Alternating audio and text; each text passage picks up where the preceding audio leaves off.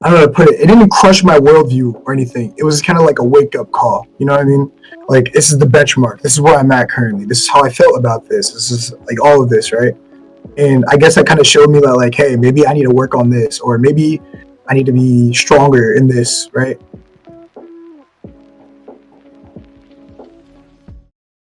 Hey guys, this is Pedro back with another interview covering VCT America Stage 2. For this occasion, I'm here accompanied by Pa1nt of MIBR, who are coming off an opening week loss to Leviathan in said competition. So, despite that, I would not expect it, or myself, or anyone that watches this channel to just kind of see yourself, Pa1nt, and just covering that first and foremost, how are you feeling? How was the experience, playing on stage in a stage like that? Well, I would say that for like my first time ever being on stage, it was very like thrilling. I would say like exciting. I feel like a lot of like my nerves were kind of just from pure excitement for being on the stage, and it was like really really like I don't know, like it was really nice like being able to like just chill there with like the people that on MIBR. Like all the people on MIBR are amazing. I just like they're just all really friendly, like family to me. Like just like kind of like gassing me up, making sure that I was okay on the stage. Just making sure that I was okay. And I guess like that kind of helped that like that part of it go away. I guess like the only other thing was just kind of like the pressure, I guess, in my head that I put on myself. So Yeah, I was just literally about to ask about that. You felt, I'm sure you felt a lot of pressure, heading into this and just getting on the stage, as you said, first time ever that you were into this kind of position, right? yeah. No, yeah, for sure. I mean, and then, yeah, like I've been kind of observing your career, especially this year, from you breaking out in the NA Challengers qualifiers with Thinking Man, and then playing in Tier 2, and then going from that to even now. Like, I'm still surprised, to see you here. And so, first and foremost, how does this even happen? When does this whole kind of Pa1nt MIBR thing happen in the first place? So it all happened like pretty randomly and quickly because one day I was just chilling and Derek, he's an agent in the Valorant scene. He hit me up and he was like, "Yo, are you busy for like the month? Like, what's your schedule looking like?" I'm like, "Oh, I don't really have much going on." So he got me to a group chat with Fraud to talk about possibly playing for MIBR, and then me and Fraud were just talking. We just got along, and he said like, "Yeah, we're gonna probably need you to be able to play for this upcoming day one, week one of VCT Split 2." And it was like, for me, it was pretty fun. Like the idea of like going to LA for the first time. For me, I'm from Nebraska, like of all places, like like very very unknown. So going to LA and being able to do all this is really cool. From that, and it was just like really really quick. Like within the span of 4 days, of course, like we really only had 3 days of practice. I'm pretty sure to play and get like chemistry going and practice like making it work out. So So by the time MIBR made the announcement of you being a part of the team, which was yesterday, around how much time it has been since you like were with the team officially, just practicing and all that stuff? it was 2 days, 2 days, Literally and two then days. yeah, and then the day I was announced, it was the third day. Then not even last week, not even the week before, you weren't even a part of the team. You didn't even expect any of this to happen. Kind of happen for No, you as well. it was really crazy though. I mean, honestly, dude, like I love the people on MIBR. Like again, I said, it's like a family. Like genuinely, they're really really respectful. We all like just like motivate each other, I guess, in that sense. Like when we were getting ready for this match, like whichever way it went, we were okay with the outcome because we know that it's like time constrained and we don't really have much together and all the chemistry protocols, whatever it may be, strategy wise, like we don't have that. And we were all ready to like just like try our best and play. And everyone was uplifting and bringing each other together. Yeah, I'll also ask about just playing with Shazam, because of Shazam. Mm, I'm sure literally everyone and their mother within the Valorant scene knows who Shazam is. And, yeah. first time Valorant world champion in Sentinels. But just talking about that, what was that experience like for you to just kind of getting to know Shazam, and what is he like, as a teammate? For me, it's really funny. I mean, like you said, everyone knows Shazam. He's one of the first like pros that I like saw, like especially back like when Sentinels like were going through their run with tens and stuff. And he's one of the first players I saw. And back then, I was like a IGL for like a really small teams. I was still trying to like learn how to compete. I didn't know what it was or anything. I was just playing with friends, just doing whatever I could. And like I was like trying to like just like see like watch his stream, see how he calls, see if he does anything differently. Just like trying to like replicate whatever he could do or what he was doing. Like that's like for me. Like so it was really cool being able to play with Shazam and just get ready to I don't know, like he was really calm and he was really just like bringing like a good ideas, mid rounding for us in a lot of instances, like really good co-IGO, strong voice on the team for when we've been playing in this match, and just like bringing up the vibes. Pretty strong player. Pretty Would it be good seeing him play. would it be fair to say like he was like one of your first role models? When it came to watching Yeah, Valorant, playing in Valorant, and stuff like that. yeah. Besides, I guess like obviously tens, Oh, and for they're on sure, the for same. sure. No, yeah, for sure. I mean, it definitely wasn't a out of body experience to go from just watching him to now playing alongside to him, Yeah, uh, uh, yeah, side by side. And yeah, like I mean, for sure. Like I also now want to just cover your experience, playing in Thinking Man, because I believe from the time you were on that team qualifying for challengers, I think that was the highest level that you were that you have made in your career so yeah, far, right? yeah, yep. Yeah, yeah, for sure. And I just want to ask about how you kind of look back on that experience in that level and how that kind of helped you just kind of stand out and just kind of gain a little bit of recognition that allowed you to now be a part of MIBR in this current role. Yeah, Thinking Man was it was definitely fun at the beginning, but then we had like a lot of dramatic like stuff happen. Like one of our players had an opportunity with the org, and the orgs like cut him off, and then like that caused a whole much of turmoil for us. And I feel like inside it started like coming like more and more toxic between everyone.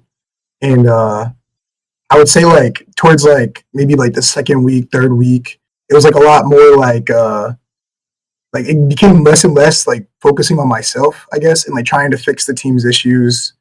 And I feel like during that period though, I definitely still learned and improved because I learned how to like what my culture, how I want it to be like, understand how I would want to work with a team and build a team in general and like inspire, help, my players on my team in general, like whoever I'm working with.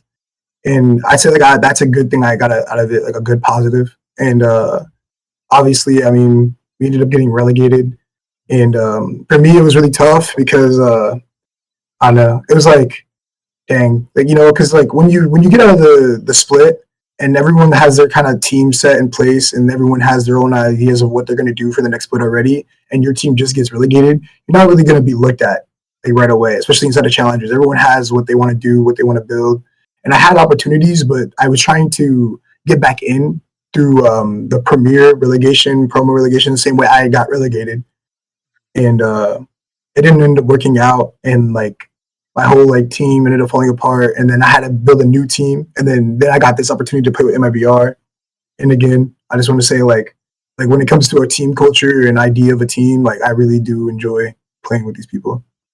You had a chance to play against Aspas. I mean, what a situation to be put in. Going against Yeah. the likes of him, given your experience as a duelist. Two-part question. First off, how do you kind of compare playing in tier 1 and tier 2, and then also your experience against Aspas? Playing against him, what do you think kind of separates yourself from just reaching the level like him? Mm.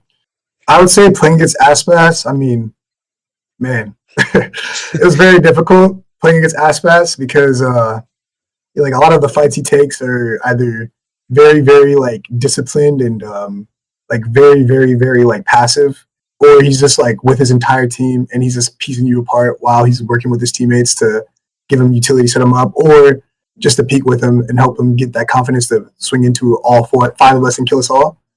And then I think like the other thing is like he really does understand how to like play like the duelist role because we went ISO on Ascent, and I would say that was like a really good pick from us. Like I really liked the comp; it was a really good idea. And I would say going against Aspas, like he understood that like the weaknesses of him playing against an ISO when he's jet is that he cannot op. So you didn't really see it from him on defense because he understood that risk. So he was rifling and playing in good positions because he was using the fact that we didn't have a KO as well, just using his overall just intellect on the duelist role to be able to get picks and kill us. And then when it comes to playing from tier 1 to tier 2, it's a pretty big jump, I would say. I would say like the main thing for me that like kind of made me frustrated, I guess, was I wasn't able to really just like aim the way I wanted to. I mean, of course, it's my first time on the stage and all that, and there's going to be a whole bunch of other pressure. I'm not comfortable, all that, right? But still, even for me, I have my expectations pretty high, like set on myself, because like I want to be a better player and even a best player. That's my ambition, I guess, or in the duelist role at least for now, unless I have to change to anything else. And I would say it's definitely a jump because I think what happens at the tier 1 level compared to the tier 2 level is that the competition just gets stronger in the way of mechanics, right? Like micro, and the strategies just help with that micro play from the opponent. Like when you're going against, like I would say, for instance, in tier 2 challengers teams, you have MXS and OHG, and those are two teams that I face against. And I would say that those two teams have like a very, very close way of, or not even close. I would say they would be able to be a franchise team in same way G2 got into Ascension and or the Guard previously.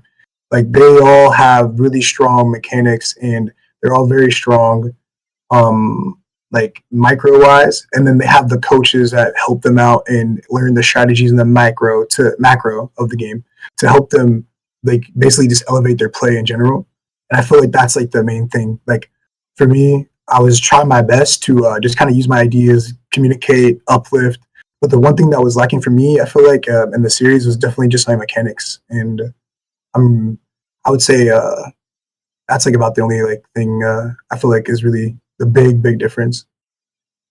Oh, for sure. One more question. I'm going to make it quite short. For you, as I said so far in the conversation, to get to this point in this current role, everything happening so quickly for you.